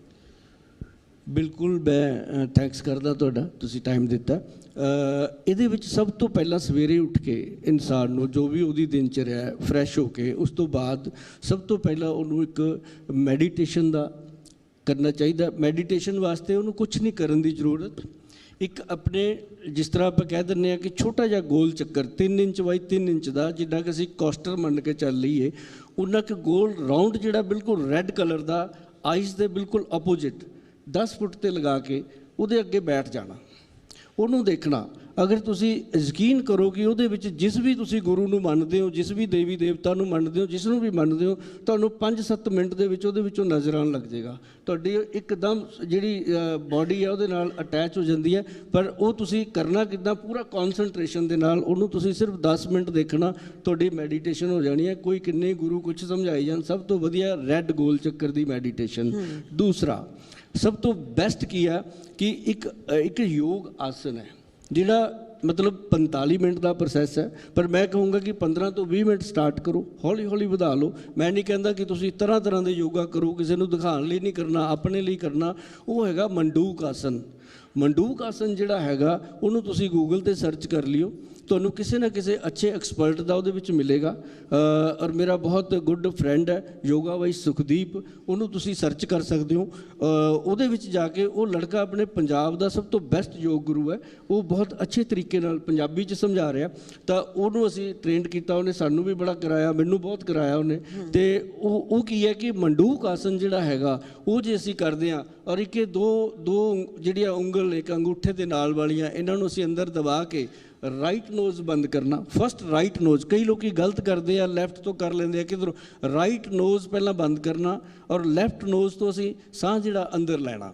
ਉਸ ਤੋਂ ਬਾਅਦ ਉਹਨੂੰ ਅਸੀਂ ਲੈਫਟ ਨੋਜ਼ ਨੂੰ ਬੰਦ ਕਰਕੇ ਰਾਈਟ ਨੋਜ਼ ਤੋਂ ਸਾਹ ਅੰਦਰ ਲੈਣਾ ਅਤੇ ਰਾਈਟ ਤੋਂ ਹੀ ਕੱਢਣਾ। ਮਤਲਬ ਕਈ ਲੋਕ ਕੀ ਕਰਦੇ ਆ, ਰਾਈਟ ਨੋਜ਼ ਤੋਂ ਸਾਹ ਬਾਹਰ ਕੱਢ ਦਿੰਦੇ ਆ ਅਤੇ ਫਿਰ ਲੈਫਟ ਤੋਂ ਹੀ ਲੈਂਦੇ ਆ। ਇਹ ਕੰਮ ਨਹੀਂ ਕਰਨਾ, ਅਸੀਂ ਲੈਫਟ ਤੋਂ ਸਾਹ ਅੰਦਰ ਲੈਣਾ, ਰਾਈਟ ਤੋਂ ਕੱਢਣਾ ਅਤੇ ਰਾਈਟ ਤੋਂ ਅੰਦਰ। ਅਲੋਮ ਵਿਲੋਮ ਬੈਸਟ ਕਿਰਿਆ ਹੈਗੀ ਹੈ ਅਲੋਮ ਵਿਲੋਮ ਦੀ, ਇਹ ਵੱਧ ਤੋਂ ਵੱਧ 15 ਕੁ ਮਿੰਟ ਦੀ। ਉਸ ਤੋਂ ਬਾਅਦ ਕੀ ਹੈ ਕਿ ਤੁਸੀਂ ਸਿਰਫ ਕੀ ਲੈ ਸਕਦੇ ਹੋ, ਜਿਹੜਾ ਆਪਣਾ ਓਟਸ ਹੈਗੇ ਆ, ਬਹੁਤ ਸਾਰੇ ਆਉਂਦੇ ਆ, ਜਿੱਦਾਂ ਬਦਾਮ ਹੈ, है ना, ਬਾਦਾਮ ਹੋ ਗਿਆ, ਸੌਗੀ ਹੋ ਗਈ, ਤੇ ਇੱਕ ਆਪਣੇ ਅੰਜੀਰ ਆਂਦੀ ਹੈ। ਔਰ ਇਹ 2-3 ਚੀਜ਼ਾਂ ਜਿਹੜੀਆਂ ਰਾਤ ਨੂੰ ਪਾਣੀ 'ਚ ਭਿਗੋ ਕੇ ਸਵੇਰੇ ਖਾ ਸਕਦੇ ਹੋ। ਕਾਲੇ ਚਨੇ ਰਾਤ ਨੂੰ 1 ਚਮਚ ਪਾਣੀ 'ਚ ਭਿਗੋ ਕੇ ਸਵੇਰੇ ਖਾ ਸਕਦੇ ਹੋ। ਇਹ ਤੁਹਾਡੀ ਡਾਇਬਟੀਜ਼ ਨੂੰ ਕੰਟਰੋਲ ਕਰੇਗਾ। ਔਰ ਇਹ ਇੱਕ ਨੈਚੁਰਲ ਪ੍ਰੋਸੈਸ ਹੈਗਾ। ਤੇ 11-12 ਵਜੇ ਤੋਂ ਪਹਿਲਾਂ ਕੋਈ ਵੀ ਹੈਵੀ ਪਰੌਂਠੇ ਜਾਂ ਡਾਈਟ ਖਾਣ ਦੀ ਸਲਾਹ ਨਹੀਂ ਦਿੱਤੀ ਜਾਂਦੀ ਨੈਚੁਰੋਪੈਥੀ ਦੇ ਵਿੱਚ। ਅਗਰ ਫਿੱਟ ਰਹਿਣਾ ਤੇ ਲੰਚ ਜਿਹੜਾ ਬਹੁਤ ਹੈਵੀ ਕਰੋ, ਜੋ ਤੁਹਾਡਾ ਮਨ ਕਰਦਾ ਉਹ ਕਰੋ, ਪਰ ਲੰਚ ਕਰਨ ਤੋਂ ਬਾਅਦ ਸੈਰ ਕਰਨ ਦੀ ਸਲਾਹ ਨਹੀਂ ਦਿੱਤੀ ਜਾਂਦੀ। ਸਿਰਫ ਲੇਟਣਾ, ਉਹ ਵੀ ਵਿਸ਼ਨੂੰ ਭਗਵਾਨ ਜੀ ਦੀ ਤਰ੍ਹਾਂ ਸਈਆਂ ਦੇ ਜਿਵੇਂ ਉਹ ਲੇਟਦੇ ਆ ਉਸ ਤਰ੍ਹਾਂ ਲੇਟਣਾ ਇੱਕ ਸਾਈਡ ਤੇ। ਤੇ ਤੀਸਰਾ ਜਿਹੜਾ ਹੈਗਾ, ਜਿਹੜਾ ਸਾਡਾ ਟੀ ਟਾਈਮ ਆ, ਉਸ ਟਾਈਮ ਨੂੰ ਅਸੀਂ ਬਹੁਤ ਜ਼ਿਆਦਾ ਤਵੱਜੋ ਦਿੰਦੇ ਹਾਂ। ਕਈ ਸਾਡੀਆਂ ਮਾਤਾ ਭੈਣਾਂ ਕਹਿਣਗੀਆਂ ਕਿ ਗੋਇਲ ਸਾਹਿਬ ਜੇ ਅਸੀਂ ਚਾਹ ਨਹੀਂ ਪੀਂਦੇ 4 ਵਜੇ ਸਾਡਾ ਤਾਂ ਸਿਰ ਦੁਖਣ ਲੱਗ ਜਾਂਦਾ। ਉਹ ਅਸੀਂ ਧਿਆਨ ਉਧਰ ਲਗਾ ਲਿਆ ਕਿ ਜੇ ਅਸੀਂ ਚਾਹ ਨਹੀਂ ਪੀਵਾਂਗੇ ਸਾਡਾ ਸਿਰ ਦੁਖਣ ਲੱਗ ਜਾਊਗਾ। ਅਸੀਂ ਉਸ ਟਾਈਮ ਬਹੁਤ ਗੁੱਡ ਚੀਜ਼ਾਂ ਦੀ ਸਮੂਦੀ ਬਣਾ ਕੇ ਲੈ ਸਕਦੇ ਹਾਂ। ਬਹੁਤ ਤਰ੍ਹਾਂ ਦੀਆਂ ਤੁਸੀਂ ਨੈਚੁਰੋਪੈਥੀ 'ਚ ਚੀਜ਼ਾਂ ਹੈਗੀਆਂ, ਉਹਨੂੰ ਤੁਸੀਂ ਡਿਨਾਈ ਕਰਨ ਦੀ ਕੋਸ਼ਿਸ਼ ਕਰੋ। ਜੇ ਮਹੀਨੇ 'ਚ 30 ਦਿਨ ਚਾਹ ਪੀਂਦੇ ਹੋ ਤਾਂ 15 ਦਿਨ ਪੀ ਲਓ, 15 ਦਿਨ ਕੁਛ ਹੋਰ ਕਰ ਲਓ, ਇੱਕ ਦਿਨ ਛੱਡ ਕੇ। ਹੌਲੀ ਹੌਲੀ ਹੈਬਿਟ ਬੰਦ ਹੋਏਗੀ। ਤੇ ਫਿਰ ਜਿਹੜੀ ਨਾਈਟ ਦਾ ਤੁਹਾਡਾ ਜਿਹੜਾ ਭੋਜਨ ਹੈ ਉਹ ਵੀ ਬੜਾ ਲਾਈਟ ਹੋਣਾ ਚਾਹੀਦਾ। ਖਿਚੜੀ ਦਲੀਆ ਜਿਹੜਾ ਹੈਗਾ, ਇਸ ਤੋਂ ਪੌਸ਼ਟਿਕ ਚੀਜ਼ ਨਹੀਂ ਹੈਗੀ। ਖਿਚੜੀ ਔਰ ਦਲੀਏ ਨੂੰ ਹਫਤੇ ਦੇ ਵਿੱਚ 2 ਵਾਰੀ 3 ਵਾਰੀ ਜ਼ਰੂਰ ਖਾਓ ਤੇ ਰਾਤ ਨੂੰ ਜ਼ਰੂਰ ਲਓ। ਜਿਹੜਾ ਫਰੂਟ, ਜਿਹੜਾ ਤੁਸੀਂ ਸੈਲਡ ਵੀ ਲੈਣਾ ਤਾਂ ਖਾਣਾ ਖਾਣ ਤੋਂ ਪਹਿਲਾਂ ਕੋਸ਼ਿਸ਼ ਕਰੋ ਕਿ ਕੱਚਾ ਜਿਹੜਾ ਸੈਲਡ ਆ ਆਪਣੀ ਬਾਡੀ ਵੇਟ ਦੇ ਅਕੋਰਡਿੰਗ, ਜੇ ਤੁਹਾਡੀ ਬਾਡੀ ਦਾ ਵੇਟ 60 ਕਿਲੋ ਹੈ ਤਾਂ 600 ਗ੍ਰਾਮ ਤੁਸੀਂ ਉਹ ਕੱਚਾ ਲੈ ਸਕਦੇ ਹੋ। ਫਰੂਟ ਵੀ 600 ਗ੍ਰਾਮ ਲੈ ਸਕਦੇ ਹੋ। ਇਸ ਤਰ੍ਹਾਂ ਜਿਹੜੀ ਡਾਈਟ ਆ ਇਹਨੂੰ ਸੈੱਟ ਕਰਨ ਦਾ ਬਹੁਤ ਵਧੀਆ ਤਰੀਕਾ ਹੈ। ਔਰ ਅਗਰ ਤੁਸੀਂ ਇਸ ਨੂੰ ਕਰ ਲਓਗੇ ਤਾਂ ਬਹੁਤ ਖੁਸ਼ ਰਹੋਗੇ। ਬਾਕੀ ਸਾਡਾ ਇੱਕ ਨਾਅਰਾ ਹੈਗਾ ਕਿ ਮੁੜ ਸੋਨੇ ਦਾ ਸ਼ੇਰ ਬਣੂਗਾ ਪੰਜਾਬ। ਅਸੀਂ ਨਸ਼ਿਆਂ 'ਤੇ ਕੰਮ ਕਰ ਰਹੇ ਹਾਂ। ਨਸ਼ੇ ਛਡਾ ਕੇ ਅਸੀਂ ਆਪਣੇ ਨੌਜਵਾਨਾਂ ਨੂੰ ਦੁਬਾਰਾ ਬਿਲਕੁਲ ਸ਼ੇਰ ਬਣਾਵਾਂਗੇ ਔਰ ਸੋਨੇ ਦਾ ਸ਼ੇਰ ਬਣਾਵਾਂਗੇ ਪੰਜਾਬ ਨੂੰ। ਉਧਰ ਸਾਡੀ ਲਗਨ ਹੈਗੀ ਹੈ। ਤੇ ਇਹ ਤੁਹਾਡਾ ਜਿਹੜਾ ਸਵਾਲ ਸੀ ਉਹਦਾ ਮੈਂ ਜਵਾਬ ਜ਼ਰੂਰ ਦੇਣ 'ਚ ਬਹੁਤ ਬਹੁਤ ਧੰਨਵਾਦ, ਕਿਉਂਕਿ ਬਹੁਤ ਜ਼ਰੂਰੀ ਸੀਗਾ ਇਹ ਜਾਨਣਾ। ਬਹੁਤ ਸਾਰੇ ਲੋਕ ਜਿਹੜੇ ਆ ਉਹ ਜ਼ਰੂਰ ਸੋਚਦੇ ਹੋਣਗੇ ਕਿ ਸਾਨੂੰ ਕਿਸ ਤਰ੍ਹਾਂ ਰੂਟੀਨ ਜਿਹੜਾ ਉਹ ਅਪਣਾਉਣਾ ਚਾਹੀਦਾ ਹੈ। ਆਚਾਰਿਆ ਮਨੀਸ਼ ਜੀ, ਤੁਸੀਂ ਹੈਲਥ ਮਿਨਿਸਟਰ ਨੂੰ ਵੀ ਸੁਣਦੇ ਸੀ, ਉਹਨਾਂ ਨੂੰ ਮਿਲੇ ਵੀ। ਆਯੁਰਵੇਦਾ ਨੂੰ ਲੈ ਕੇ ਪੰਜਾਬ ਦੇ ਵਿੱਚ ਕਿੰਨਾ ਕੁ ਕੰਮ ਹੋਇਆ ਹੈ ਜਾਂ ਕਿੰਨਾ ਕੰਮ ਕਰਨਾ ਬਾਕੀ ਹੈ? ਕਿਉਂਕਿ ਆਮ ਆਦਮੀ ਪਾਰਟੀ ਸੱਤਾ ਦੇ ਵਿੱਚ ਹੈ। ਹਰ ਚੀਜ਼ ਉਹ ਕਹਿੰਦੇ ਅਸੀਂ ਦਿੱਲੀ ਦੀ ਤਰਜ਼ 'ਤੇ ਕਰ ਰਹੇ ਹਾਂ। ਦਿੱਲੀ ਸਰਕਾਰ ਨੇ ਆਯੁਰਵੇਦਾ ਨੂੰ ਕਿੰਨੀ ਕੁ ਇੰਪੋਰਟੈਂਸ ਜਿਹੜੀ ਹੈ ਉਹ ਦਿੱਤੀ ਹੈ? ਕੀ ਤੁਹਾਨੂੰ ਲੱਗਦਾ ਕਿ ਪੰਜਾਬ ਦੇ ਵਿੱਚ ਵੀ ਕੁਝ ਸਰਕਾਰ ਕਰਨ ਜਾ ਰਹੀ ਹੈ ਜਾਂ ਫਿਰ ਤੁਸੀਂ ਕੁਝ ਆਪਣੀ ਕੋਈ ਅਪੀਲ ਉਹਨਾਂ ਨੂੰ ਕੀਤੀ ਹੋਵੇ? ਦੇਖੋ, ਪੂਰੇ ਹਿੰਦੁਸਤਾਨ ਦੇ ਵਿੱਚ ਪਹਿਲੀ ਵਾਰੀ ਦਿੱਲੀ ਸਰਕਾਰ ਨੇ ਇੱਕ ਸਕੀਮ ਕੱਢੀ ਹੈ, DGHS। ਉਹ ਸਕੀਮ ਕੀ ਹੈ? Delhi government health scheme. ਜਿੰਨੇ ਵੀ ਸਰਕਾਰੀ ਕਰਮਚਾਰੀ ਹੈ, ਚਾਹੇ ਉਹ ਦਿੱਲੀ 'ਚ ਕੰਮ ਕਰਦੇ ਹੈ, ਸਰਕਾਰ ਨੇ ਉਹਨਾਂ ਨੂੰ ਆਫਰ ਦਿੱਤਾ ਕਿ ਤੁਸੀਂ ਆਯੁਰਵੇਦਾ ਸੈਂਟਰ 'ਚ ਜਾਓ, ਆਪਣਾ ਕਾਰਡ ਦਿਖਾਓ ਤਾਂ ਤੁਹਾਡਾ ਇਲਾਜ ਫ੍ਰੀ। ਜਿਹੜਾ ਐਲੋਪੈਥੀ 'ਚ ਹੁੰਦਾ ਸੀ ਨਾ, ਉਹ ਦਿੱਲੀ 'ਚ ਸ਼ੁਰੂ ਹੋਇਆ ਪਹਿਲੀ ਵਾਰੀ DGHS ਦੇ ਨਾਮ ਤੋਂ। ਤੇ ਸੈਂਟਰਲ ਗਵਰਨਮੈਂਟ ਨੇ ਵੀ ਦਿੱਲੀ ਦੇ ਅੰਦਰ CGHS ਸ਼ੁਰੂ ਕੀਤਾ ਹੈ। ਲੇਕਿਨ ਉਹ ਪਾਲਿਸੀਆਂ ਫਾਈਲਾਂ ਵਿੱਚ ਦਬਦੀਆਂ ਰਹਿੰਦੀਆਂ, ਧੱਕੇ ਖਾਂਦੀਆਂ ਰਹਿੰਦੀਆਂ, ਚੱਕਰ ਕੱਟਦੇ ਰਹਿੰਦੇ ਆ। ਮੈਂ ਤੁਹਾਡੇ ਜ਼ੀ ਦੇ ਮਾਧਿਅਮ ਤੋਂ ਹੈਲਥ ਮਿਨਿਸਟਰ ਨੂੰ ਅਪੀਲ ਵੀ ਕਰ ਰਿਹਾ, ਉਹਨਾਂ ਨੂੰ ਟਾਈਮ ਵੀ ਮੰਗਿਆ ਅੱਜ ਮੈਂ, ਕਿ ਤੁਸੀਂ ਪੰਜਾਬ ਵਿੱਚ ਵੀ ਉਹ ਪੰਜਾਬ ਗਵਰਨਮੈਂਟ ਹੈਲਥ ਸਕੀਮ ਲੈ ਆਓ।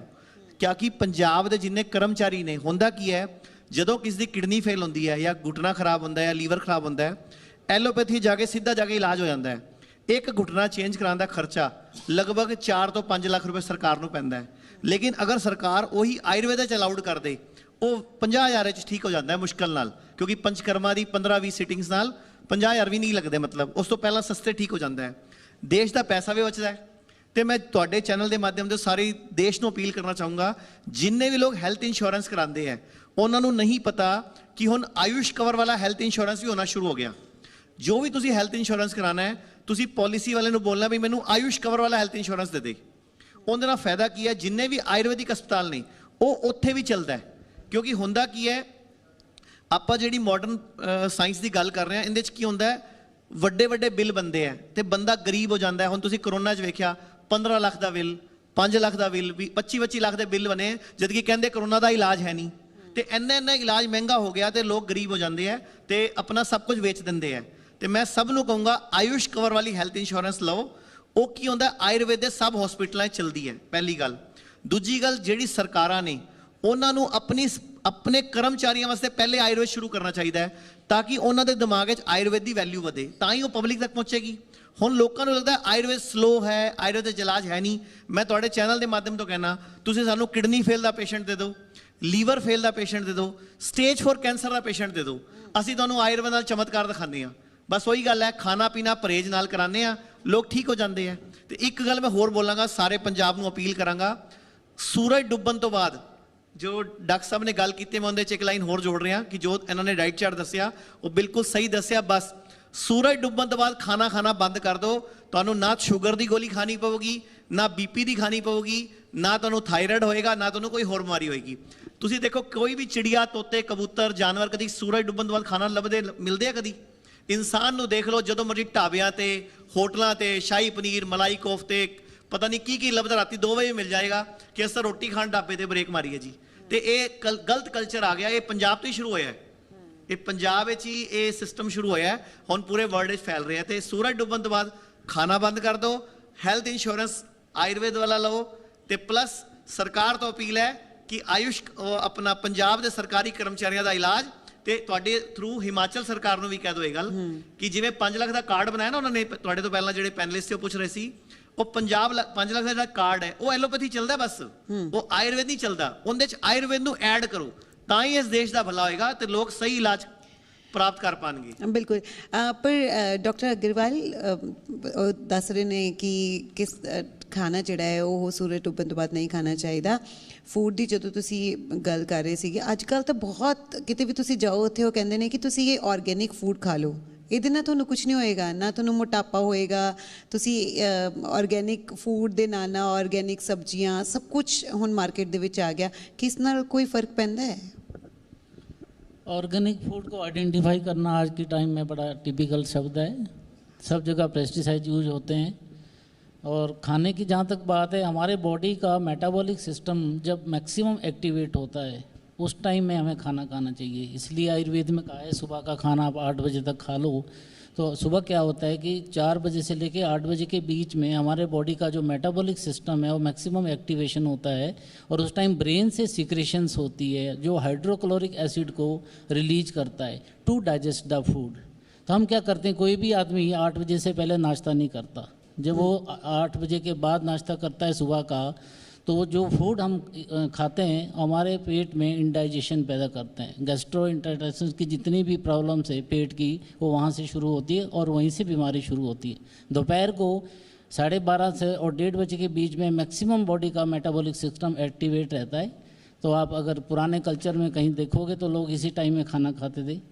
उस टाइम आप खाना खा लो, आपको कोई प्रॉब्लम नहीं होगी। शाम का जैसे अभी आचार्य जी ने बताया, सूरज ढलने से पहले या 7 बजे से पहले आप खाना खा लो। 16 घंटे की जो फास्टिंग अगर आप करें कोई बीपी का या शुगर का खास करके, तो 3 महीने के अंदर ऑटोमेटिक डायबिटीज रिवर्सल हो जाती है। और प्रोसेस फूड को अपने उसमें से हटा दीजिए। और मेन एक जो इम्पोर्टेंट पार्ट ये है कि अपना जो हम खाना खाते हैं उसमें 50% रॉ फूड को इन्वॉल्व करें। प्रोसेस फूड को छोड़ के 50% रॉ फूड को इन्वॉल्व करें और 50% जैसे खाना पकता है उसको यूज़ करें। ਬਿਲਕੁਲ ਬਹੁਤ ਜ਼ਰੂਰੀ ਹੈ ਰॉ ਫੂਡ ਨੂੰ ਜਿਹੜਾ ਹੈ ਖਾਣਾ। ਇਸ ਦੇ ਨਾਲ ਹੀ ਡਾਕਟਰ ਸਤਵਿੰਦਰ ਜੀ ਆਖਰੀ ਸਵਾਲ, ਕਿਉਂਕਿ ਅੱਜ ਕੱਲ੍ਹ ਆਯੁਰਵੇਦਾ ਦੇ ਜ਼ਰੀਏ ਵੀ ਜਿਹੜਾ ਇਲਾਜ ਹੈ ਉਹ ਇੰਨਾ ਸਸਤਾ ਨਹੀਂ ਰਿਹਾ, ਕਿਉਂਕਿ ਆਚਾਰਿਆ ਮਨੀਸ਼ ਜੀ ਗੱਲ ਕਰ ਰਹੇ ਸੀਗੇ ਕਿ ਐਲੋਪੈਥੀ ਜਿਹੜਾ ਹੈ ਉਸ ਦਾ ਇਲਾਜ ਬਹੁਤ ਜ਼ਿਆਦਾ ਮਹਿੰਗਾ ਹੈ। ਖਾਸ ਤੌਰ 'ਤੇ ਜੇ ਗੱਲ ਕੀਤੀ ਜਾਵੇ, ਕੋਵਿਡ ਜਿਹੀ ਮਹਾਮਾਰੀ ਜਦੋਂ ਆਈ ਉਦੋਂ ਅਸੀਂ ਦੇਖਿਆ ਕਿ ਕਿੰਨਾ ਮਹਿੰਗਾ ਇਲਾਜ ਹੋਇਆ। ਪਰ ਆਯੁਰਵੇਦਾ ਦੀ ਵੀ ਹੁਣ ਗੱਲ ਕਰੀਏ, ਇੰਨਾ ਸਸਤਾ ਨਹੀਂ ਰਿਹਾ, ਕਿਉਂਕਿ ਤੁਸੀਂ ਦੇਖੋ ਕਿ ਜਿਹੜੀਆਂ ਐਡਵਰਟਾਈਜ਼ਮੈਂਟਸ ਹੋਣ, ਕੰਪੀਟੀਸ਼ਨ ਸ਼ਾਇਦ ਵੱਧ ਗਿਆ ਹੈ, ਇਹ ਕਾਰਨ ਹੋ ਸਕਦਾ ਹੈ। ਜਾਂ ਤੁਹਾਨੂੰ ਲੱਗਦਾ ਹੈ ਕਿ ਇਸ ਦਾ ਇਲਾਜ ਵੈਸੇ ਹੀ ਮਹਿੰਗਾ ਹੈ, ਜੜੀ ਬੂਟੀਆਂ ਨਾਲ ਡਰੱਗ ਤਿਆਰ ਕਰਨਾ, ਮੈਡੀਸਿਨ ਤਿਆਰ ਕਰਨਾ, ਉਹ ਜ਼ਿਆਦਾ ਲੰਬਾ ਪ੍ਰੋਸੈਸ ਹੈ ਅਤੇ ਉਹਦੇ 'ਤੇ ਜ਼ਿਆਦਾ ਖਰਚਾ ਆਉਂਦਾ ਹੈ? ਐਕਚੁਅਲੀ ਗੱਲ ਇਸ ਤਰ੍ਹਾਂ ਦੀ ਹੈਗੀ ਹੈ, ਜਿਹੜੀਆਂ ਜੜੀਆਂ ਬੂਟੀਆਂ ਸਾਨੂੰ ਸਰਾਊਂਡਿੰਗ ਏਰੀਆ 'ਚੋਂ ਮਿਲ ਜਾਂਦੀਆਂ ਹੈਗੀਆਂ ਉਹ ਇੰਨੀਆਂ ਕਾਸਟਲੀ ਨਹੀਂ ਹੁੰਦੀਆਂ। ਡਿਪੈਂਡ ਕਰਦਾ ਕਿਸੇ ਨੂੰ ਕੀ ਪ੍ਰੋਬਲਮ ਹੈਗੀ ਆ, ਉਹਦੇ ਹਿਸਾਬ ਨਾਲ ਜੋ ਅਸੀਂ ਮਿਨਰਲਸ ਪਾਉਂਦੇ ਹੈਗੇ ਆ, ਜੋ ਭਸਮਾਂ ਅਸੀਂ ਯੂਜ਼ ਕਰਦੇ ਹੈਗੇ ਆ, ਉਹ ਅੱਜ ਕੱਲ੍ਹ ਜਿਸ ਤਰ੍ਹਾਂ ਸੋਨੇ ਦੀ ਭਸਮ ਉਹ ਕਾਫੀ ਮਹਿੰਗੀ ਹੈਗੀ ਆ, ਉਹਨਾਂ ਕਰਕੇ ਉਹਨਾਂ ਦੀ ਕਾਸਟਿੰਗ ਜਿਹੜੀ ਵੱਧ ਜਾਂਦੀ ਹੈਗੀ ਆ। ਮੈਂ ਇਹ ਕਹਿੰਦਾ ਹੈਗਾ ਵੀ ਜਿਸ ਤਰ੍ਹਾਂ ਅਸੀਂ ਪੈਸੇ ਦੀ ਦੌੜ ਲੱਗੀ ਹੋਈ ਹੈ, ਪੈਸੇ ਕਮਾਉਂਦੇ ਹੈਗੇ ਆ, ਸਾਨੂੰ ਹੈਲਥ ਨੂੰ ਕਮਾਉਣਾ ਚਾਹੀਦਾ ਹੈਗਾ। ਪੈਸੇ ਦਾ ਤਾਂ ਸੋਚੋ ਹੀ ਨਾ ਵੀ ਕਿੰਨੇ ਲੱਗਦੇ ਹੈਗੇ ਆ, ਸਾਨੂੰ ਇਹ ਸੋਚਣਾ ਚਾਹੀਦਾ ਮੈਂ ਠੀਕ ਹੋਣਾ ਆ। ਸਿਆਣੇ ਕਹਿੰਦੇ ਹੈਗੇ ਆ ਵੀ ਜਿਹਦੇ ਪੈਰ ਗਰਮ ਹੈਗੇ ਆ ਉਹ ਠੀਕ ਹੈਗਾ, ਪੈਰ ਗਰਮ, ਪੇਟ ਨਰਮ ਅਤੇ ਸਿਰ ਠੰਡਾ, ਅਤੇ ਡਾਕਟਰ ਨੂੰ ਮਾਰੋ ਡੰਡਾ। ਫਿਰ ਸਾਨੂੰ ਜ਼ਰੂਰਤ ਨਹੀਂ ਹੈਗੀ। ਪੈਰ ਸਾਡੇ ਜਿਹੜੇ ਹੈਗੇ ਆ ਮੰਨ ਲਓ ਗਰਮ ਹੈਗੇ ਤਾਂ ਮਤਲਬ ਸਾਡੀ ਐਕਟੀਵਿਟੀ ਹੈਗੀ, ਫਿਜ਼ੀਕਲੀ ਐਕਟੀਵਿਟੀ ਹੋਣ ਦੇ ਕਾਰਨ ਅਸੀਂ ਫਿੱਟ ਰਵਾਂਗੇ। ਠੀਕ ਆ ਜੀ।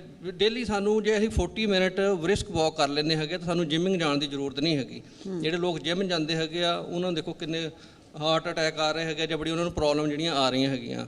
ਉਸੇ ਤਰ੍ਹਾਂ ਜੇ ਸਾਡਾ ਪੇਟ ਜਿਹੜਾ ਹੈਗਾ ਜੇ ਨਰਮ ਹੋਊਗਾ, ਕਬਜੀ ਨਹੀਂ ਹੋਊਗੀ, ਕੌਨਸਟੀਪੇਸ਼ਨ ਨਹੀਂ ਹੋਊਗੀ, ਸਾਨੂੰ ਕੋਈ ਪ੍ਰੋਬਲਮ ਨਹੀਂ ਹੋਏਗੀ ਤਾਂ ਅਸੀਂ ਫਿੱਟ ਰਵਾਂਗੇ।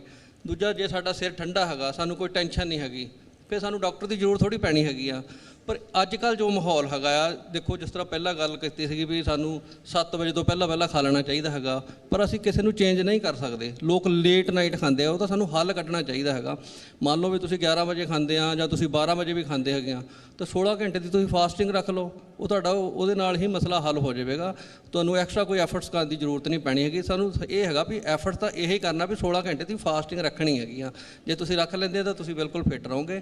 ਦੇਖੋ ਬਾਕੀਆਂ ਦੇ ਮੁਕਾਬਲੇ ਜਿਹੜੀ ਆਯੁਰਵੈਦਿਕ ਮੈਡੀਸਨ ਉਹ ਬਿਲਕੁਲ ਥੋੜ੍ਹੀ ਮਹਿੰਗੀ ਹੈਗੀ ਆ, ਪਰ ਇੱਕ ਵਾਰ ਜਿਹੜਾ ਵਿਸ਼ਵਾਸ ਕਰ ਲੈਂਦਾ ਹੈਗਾ ਨਾ, ਫਿਰ ਉਹਨੂੰ ਪਤਾ ਲੱਗ ਜਾਂਦਾ ਵੀ ਇਹ ਮਹਿੰਗੀ ਨਹੀਂ ਹੈਗੀ, ਇਹ ਸਾਡੇ ਲਈ ਲਾਹੇਵੰਦ ਹੈਗੀ ਆ। ਕੁਝ ਐਕਟਿਵ ਕੰਪਾਊਂਡ ਹੁੰਦੇ ਜਿੱਦਾਂ ਨਾ ਅਸੀਂ ਜੋ ਤਿਆਰ ਕਰਦੇ ਹੈਗੇ ਆ, ਅਤੇ ਉਹਦੇ ਨਾਲ ਹੀ ਇਫੈਕਟ ਹੋਏਗਾ। ਜੇ ਅਸੀਂ ਇਸ ਤਰ੍ਹਾਂ ਹੀ ਦਿੰਦੇ ਹੈਗੇ ਜੜੀਆਂ ਬੂਟੀਆਂ ਦੀ ਸ਼ੇਪ ਦੇ ਵਿੱਚ, ਕਈ ਵਾਰੀ ਉਹਨਾਂ ਇਫੈਕਟਿਵ ਨਹੀਂ ਹੁੰਦੀਆਂ ਹੈਗੀਆਂ, ਤਾਂ ਐਕਟਿਵ ਕੰਪਾਊਂਡ ਜਿਹੜਾ ਥੋੜ੍ਹਾ ਜਲਦੀ ਇਫੈਕਟ ਕਰ ਜਾਂਦੇ ਹੈਗੇ ਆ। ਇਸ ਕਰਕੇ ਇਹ ਸੋਚੋ ਹੀ ਨਾ ਤੁਸੀਂ ਵੀ ਮੈਡੀਸਨ ਦੀ ਕੋਸਟ ਵੱਲ ਕਦੀ ਵੀ ਸਾਨੂੰ ਨਹੀਂ ਜਾਣਾ ਚਾਹੀਦਾ। ਓਕੇ, ਆਚਾਰਿਆ ਮਨੀਸ਼, ਇੱਕ ਆਖਰੀ ਸਵਾਲ। ਕੈਂਸਰ ਦਾ ਤੁਸੀਂ ਕਹਿ ਰਹੇ ਹੋ ਕਿ ਆਯੁਰਵੇਦਾ ਦੇ ਨਾਲ ਇਲਾਜ ਮੁਮਕਿਨ ਹੈ, ਇਸ ਦੇ ਨਾਲ ਹੀ ਚਾਹੇ ਕਿਡਨੀ ਨਾਲ ਜੁੜੀ ਹੋਈ ਬਿਮਾਰੀਆਂ ਹੋਣ, ਲੀਵਰ ਨਾਲ ਜੁੜੀਆਂ ਹੋਈਆਂ, ਇਸ ਦੇ ਲਈ ਕਿੰਨਾ ਖਰਚਾ ਜਿਹੜਾ ਹੈ ਉਹ ਆਉਂਦਾ ਹੈ? ਬਹੁਤ ਘੱਟ ਖਰਚਾ ਹੈ। ਜਿਹੜਾ ਸਾਡਾ ਹਸਪੀਟਲ ਹੈ ਚੰਡੀਗੜ੍ਹ ਡੇਰਾਬੱਸੀ ਦੇ ਅੰਦਰ ਹਿਮਸ ਦੇ ਨਾਮ ਤੋਂ, ਅੱਜ ਕੱਲ੍ਹ ਪੂਰੇ ਵਰਲਡ ਤੋਂ ਲੋਕ ਆ ਰਹੇ, ਉੱਥੇ ਦੁਬਈ ਤੋਂ, ਆਸਟ੍ਰੇਲੀਆ ਤੋਂ, ਅਮਰੀਕਾ ਤੋਂ ਲੋਕ ਆ ਰਹੇ ਹੈ ਸਿਰਫ ਇਹੀ ਬਿਮਾਰੀਆਂ ਵਾਸਤੇ, ਕਿਉਂਕਿ ਇਹਨਾਂ ਦਾ ਇਲਾਜ ਐਲੋਪੈਥੀ 'ਚ ਬਹੁਤ ਮਹਿੰਗਾ ਹੈ। ਲੋਕ ਕੈਂਸਰ ਤੇ ਕਿਡਨੀ ਫੇਲ ਲੋਕਾਂ ਦੇ ਘਰ ਵਿਕ ਜਾਂਦੇ ਹੈ। ਕਿਡਨੀ ਫੇਲ ਹੁੰਦੀ ਹੈ, ਲੋਕ ਡਾਇਲਿਸਿਸ ਕਰਾਉਂਦੇ ਆ, ਫਿਰ ਟ੍ਰਾਂਸਪਲਾਂਟ ਕਰਾਉਂਦੇ ਆ, ਟ੍ਰਾਂਸਪਲਾਂਟ ਫਿਰ ਫੇਲ ਕਰ ਜਾਂਦਾ ਹੈ। ਅਸੀਂ ਲੋਕ ਕੀ ਕਰਦੇ ਹਾਂ, ਜਿਵੇਂ ਹੀ ਕੋਈ ਕਿਡਨੀ ਫੇਲ, ਲੀਵਰ ਫੇਲ ਜਾਂ ਕੈਂਸਰ ਦਾ ਪੇਸ਼ੈਂਟ ਆਉਂਦਾ ਹੈ, ਸਭ ਤੋਂ ਪਹਿਲੇ ਉਹਦੀ ਡਾਈਟ ਚੇਂਜ ਕਰਦੇ ਹਾਂ। ਹੁਣ ਡਾਈਟ ਚੇਂਜ ਕਰਨ 'ਚ ਕੋਈ ਖਰਚਾ ਨਹੀਂ ਆਉਂਦਾ, ਨਾਲ ਅਸੀਂ ਜੋੜਦੇ ਹਾਂ ਹਲਦੀ ਹੈ, ਗਿਲੋਏ ਹੈ, ਅਦਰਕ ਹੈ, ਲਹਿਸੁਨ ਹੈ, ਇਸ ਤਰ੍ਹਾਂ ਦੀ ਚੀਜ਼ਾਂ ਜੋੜ ਦਿੰਦੇ ਹਾਂ ਉਹਦੀ ਡਾਈਟ ਦੇ ਵਿੱਚ, ਜਿਹਦੇ ਨਾਲ ਬੋਡੀ ਦੀ ਸੈਲਫ ਹੀਲਿੰਗ ਸ਼ੁਰੂ ਹੋ ਜਾਂਦੀ ਹੈ। ਦੂਜਾ ਸਾਰਾ ਲੈਂਦੇ ਹਾਂ ਅਸੀਂ ਉਪਵਾਸ ਦਾ। ਤੀਜਾ ਸਾਰਾ ਲੈਂਦੇ ਹਾਂ ਅਸੀਂ ਪੰਚਕਰਮਾ ਦਾ। ਤੇ ਇੱਕ ਗ੍ਰੈਡ ਸਿਸਟਮ ਬਣਾਇਆ ਸੀ, ਗ੍ਰੈਵੀਟੇਸ਼ਨਲ ਰੈਜ਼ਿਸਟੈਂਟ ਐਂਡ ਡਾਈਟ ਸਿਸਟਮ। ਮਤਲਬ ਬੇਸਿਕਲੀ ਇੱਕ ਗਰਮ ਪਾਣੀ ਦਾ ਟੱਪ ਹੈ, ਉਹ ਘਰੇ ਲਗਾ ਲੇ। ਜਿਹਨੂੰ ਵੀ ਕੈਂਸਰ ਹੈ ਉਹ ਗਰਮ ਇੱਕ ਬਾਥ ਟੱਬ ਨਹੀਂ ਹੁੰਦਾ ਆਪਣੇ ਘਰੇ, ਉਹ ਘਰੇ ਲਗਾ ਲਓ। 40 ਡਿਗਰੀ ਟੈਂਪਰੇਚਰ ਮੇਨਟੇਨ ਕਰੋ, 15 ਮਿੰਟ ਤੋਂ ਲੈ ਕੇ 2 ਘੰਟੇ ਉਹਦੇ ਬਹਿਣਾ ਸ਼ੁਰੂ ਕਰ ਦਿਓ। ਬੋਡੀ ਆਪਣੇ ਆਪ ਹੀ ਉਹ ਗਾਂਠ ਨੂੰ ਪਿਘਾਲਣਾ ਸ਼ੁਰੂ ਕਰ ਦੇਗੀ। ਮਤਲਬ ਬੋਡੀ ਆਪਣੇ ਆਪ ਇੰਟੈਲੀਜੈਂਟ ਹੈ, ਉਹਨੂੰ ਪਿਘਾਲ ਦੇਗੀ। ਤੇ ਕੈਂਸਰ ਨੂੰ, ਕਿਡਨੀ ਫੇਲ ਨੂੰ, ਲੀਵਰ ਫੇਲ ਨੂੰ ਆਟੋਮੈਟਿਕਲੀ ਬੋਡੀ ਖੁਦ ਰੀਜਨਰੇਟ ਕਰੇਗੀ। ਅਸੀਂ ਤਾਂ ਲੋਕਾਂ ਨੂੰ ਇਹੀ ਟ੍ਰੇਨਿੰਗ ਦਿੰਦੇ, ਘਰੇ ਹੀ ਟੱਬ ਲਗਾਓ, ਘਰ ਹੀ ਉਹਦੇ 'ਚ ਅੱਧਾ ਘੰਟੇ ਤੋਂ ਲੈ ਕੇ 2 ਘੰਟੇ ਬੈਠਣਾ ਸ਼ੁਰੂ ਕਰ ਦਿਓ। ਡਾਈਟ ਸਾਡੇ ਕੋਲ ਪੁੱਛ ਲਓ, ਤੇ ਉਹਦੇ 'ਚ ਕੋਈ ਖਰਚਾ ਨਹੀਂਗਾ। ਜਿਹੜਾ ਸਾਡੇ ਹਸਪੀਟਲ ਐਡਮਿਟ ਹੁੰਦਾ ਹੈ ਉਹਦਾ ਵੀ ਖਰਚਾ ਬਿਲਕੁਲ ਨੋਮੀਨਲ ਜਿਹਾ ਹੈ। ਰਹਿਣਾ, ਖਾਣਾ, ਪੀਣਾ ਸਭ ਮਿਲਾ ਕੇ ਅਸੀਂ 8000 ਰੁਪਏ ਪਰ ਡੇ ਲੈਂਦੇ ਹਾਂ, ਜਿਹਦੇ 'ਚ ਸਾਰਾ ਕੁਝ ਇਨਕਲੂਡਿਡ ਹੈ, ਦਵਾਈ, ਥੈਰੇਪੀ। ਹੁਣ 7 ਦਿਨ ਰੱਖ ਕੇ ਅਸੀਂ ਟ੍ਰੇਨਿੰਗ ਦੇ ਕੇ ਘਰੇ ਭੇਜ ਦਿੰਦੇ ਹਾਂ।